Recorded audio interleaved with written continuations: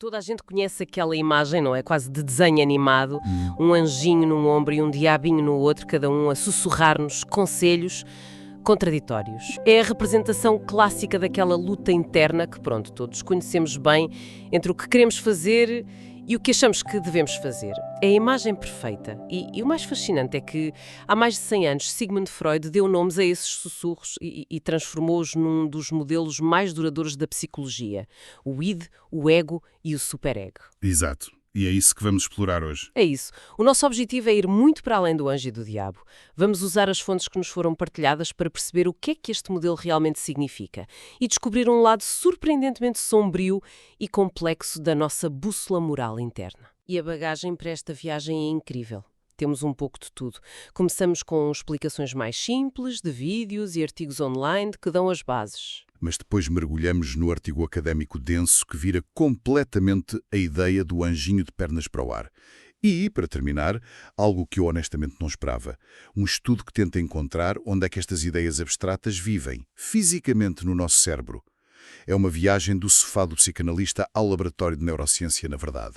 Para percebermos isto tudo, acho que temos de começar pela base, pelo início de tudo, pelo puro caos, o id ou o isso. A minha ideia é que é puro impulso, o nosso diabinho interior, mas é mais do que isso, certo? É muito mais. É a fonte de toda a nossa energia psíquica. Uma das fontes descreve-o como operando segundo o princípio do prazer. E é a melhor definição possível. Princípio do prazer. Gosto disso. O id está connosco desde o momento em que nascemos. Não tem contacto com a realidade, não tem moral, não tem paciência. É o nosso monstro das bolachas interior. O monstro das bolachas. Não quer saber de dietas, de boas maneiras, só quer a bolacha. Agora, fome, sede, sexo, agressividade, tudo o que é visceral e primário nasce aqui. É totalmente inconsciente. Vamos a um exemplo prático que uma das fontes nos dá, o do bolo de chocolate.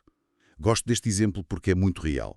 Imagina, fim de um dia terrível no trabalho. Está a chover, o trânsito foi um caos. O cenário perfeito.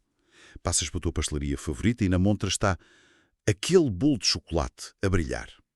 O id não sussurra, ele grita: precisas disto, mereces, entra e come o bolo inteiro agora.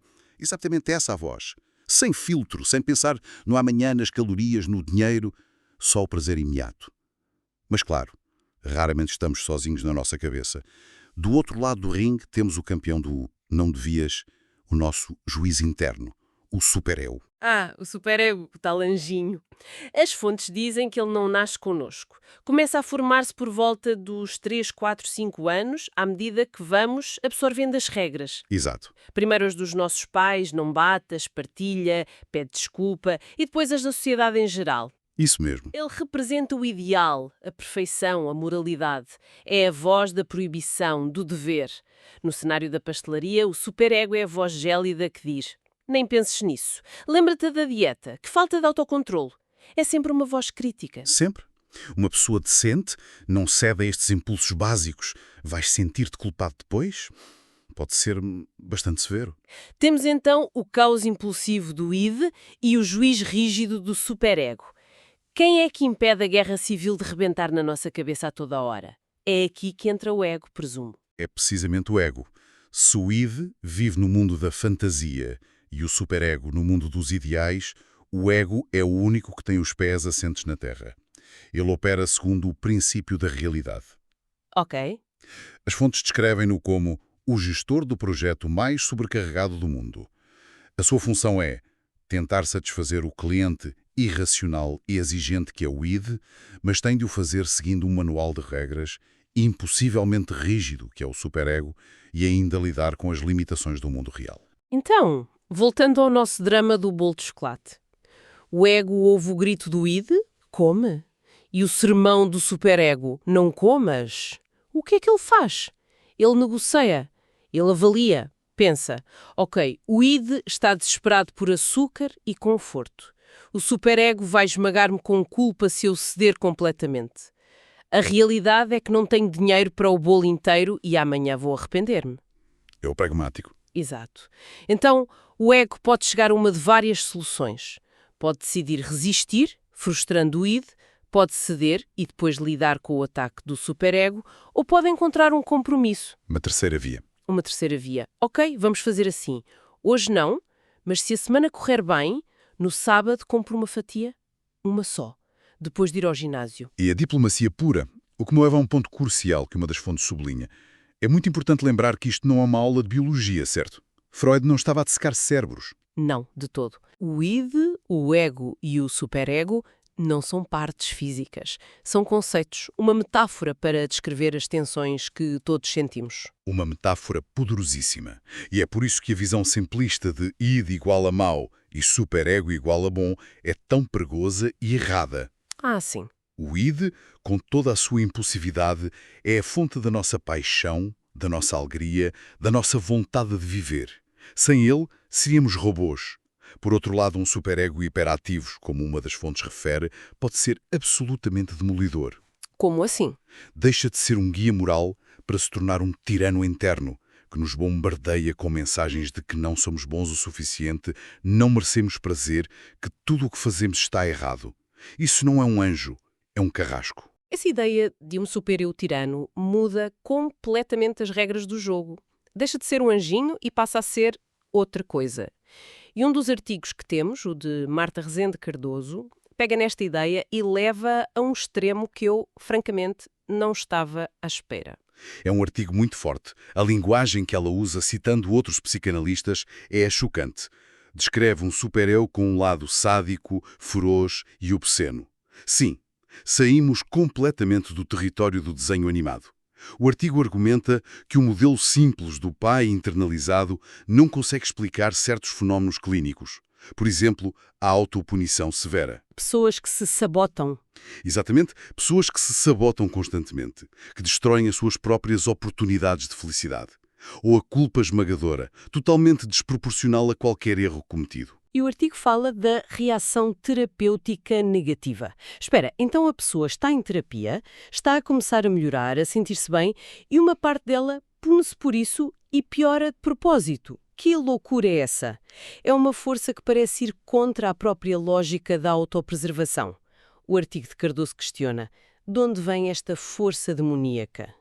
Não pode ser só a voz do pai a dizer porta-te bem. Não. É algo mais primitivo, e a análise vai ainda mais longe com uma ideia de Jean Laplanche que é verdadeiramente radical.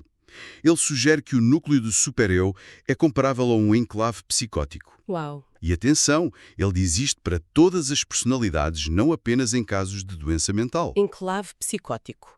O que é que isto quer dizer na prática? Que temos todos um pedaço de loucura dentro de nós? A ideia é que o superego é, na sua essência, um corpo estranho. Não é algo que cresce organicamente a partir de nós, como o ego. A teoria que o artigo desenvolve é que ele se forma a partir de mensagens enigmáticas que recebemos dos adultos, principalmente dos pais na infância. Mensagens enigmáticas?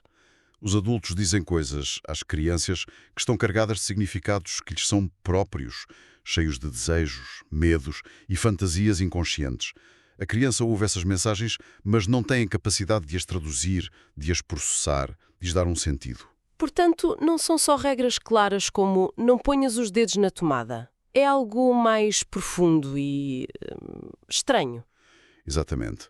Imagina que herdas dos teus pais um objeto antigo e misterioso com um manual de instruções escritos numa língua que não conheces. Não consegues integrar o objeto na tua vida, nem consegues guardá-lo numa gaveta e esquecê-lo. Fica ali. Ele fica ali, no meio da sala, a emitir ordens que não compreendes, mas que sente-se uma compulsão para obedecer. Esse é o enclave. Fica encrasado na psique, a atacar por dentro. O artigo até sugere que isto passa de geração em geração. A sério? Que o super-eu da criança se alimenta diretamente do conteúdo do super-eu dos pais. Então é quase como se herdássemos os fantasmas não resolvidos dos nossos pais. E esse ataque ao eu, essa sensação de sermos inadequados, liga-se perfeitamente a uma distinção que uma das fontes da Febrastis faz e que eu achei genial. A diferença entre sentir culpa e sentir vergonha. Assim, não é a mesma coisa, pois não. De todo. É uma distinção crucial. A culpa está focada na ação. O sentimento é, eu fiz algo errado. Ok. Geralmente a culpa motiva-nos a reparar o dano, pedir desculpa, corrigir o erro. Tem uma solução. A vergonha é muito mais profunda e destrutiva. Está focada no ser. O sentimento é algo de errado comigo. Eu sou o erro. A vergonha não gera um desejo de reparar, mas sim de desaparecer, de nos escondermos do olhar julgador dos outros. É paralisante. Totalmente. O superego sádico é um mestre a gerar vergonha. Ele não diz apenas erraste no bolo de chocolate. Ele diz és fraco, és nojento, não tens valor por teres comido o bolo. É um ataque ao núcleo da nossa identidade. Fico a pensar no peso desta ideia de um corpo estranho dentro de nós, a ditar regras que nem sequer compreendemos. É uma imagem muito forte. E leva-me a perguntar, se isto é tão fundamental para a experiência humana, será que deixa uma marca física? Será que conseguimos ver a sombra destes gigantes, o id, o ego e o superego, na biologia do nosso cérebro? Surpreendentemente, uma das nossas fontes, o artigo de Andreia Pereira de Lima, tenta exatamente fazer essa ponte. É uma tentativa fascinante de traduzir a psicologia para a neurobiologia. E o artigo propõe algumas correspondências muito lógicas, começando pelo id, o nosso monstro das bolachas. Sim. A proposta é que ele corresponde aos circuitos cerebrais mais antigos em termos evolutivos. Estamos a falar do tronco cerebral, do hipotálamo, da amígdala, do núcleo accumbens. Ou seja, o nosso cérebro de lagarto, basicamente. A parte que partilhamos com outros animais, focada na sobrevivência, na recompensa, nos instintos básicos. Precisamente. É o hardware do princípio do prazer.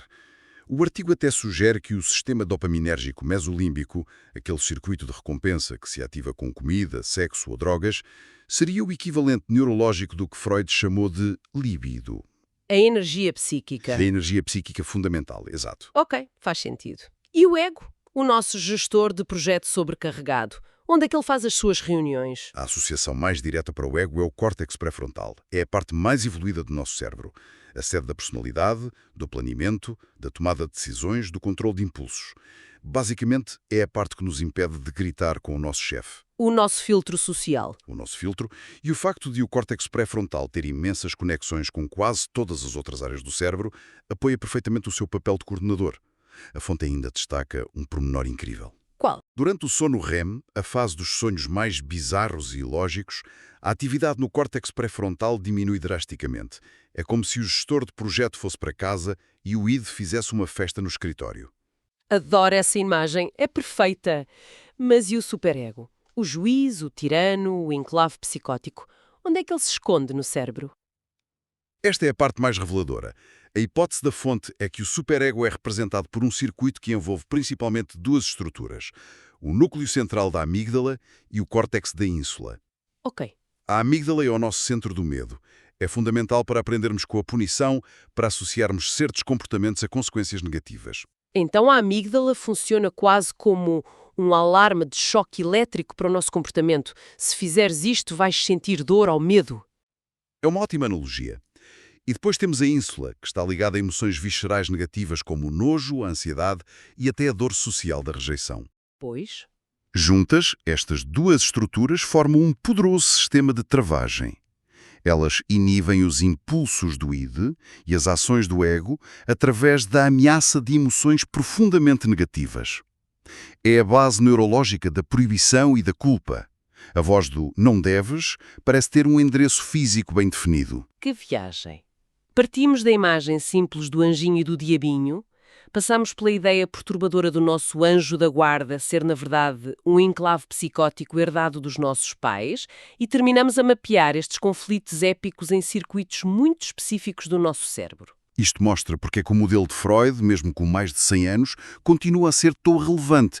Ele não estava a descrever o cérebro, mas, quer dizer, conseguiu criar um mapa funcional da mente que hoje a neurociência começa a validar. É impressionante. Ele descreveu uma tensão que é a essência da condição humana.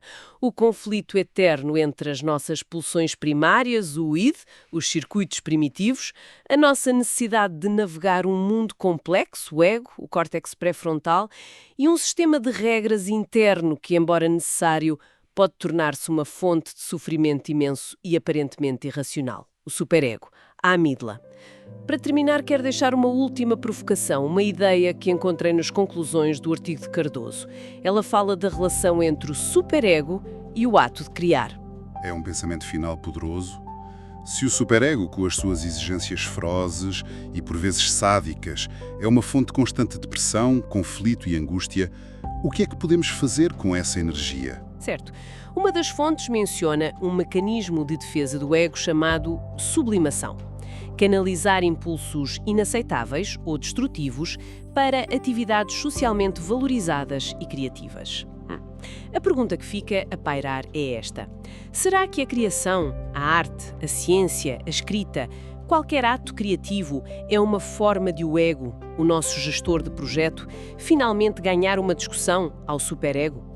Será uma forma de pegar na energia brutal e tirânica desse enclave e transformá-la em algo belo, útil e talvez, a um nível pessoal, profundamente curador? Fica a reflexão.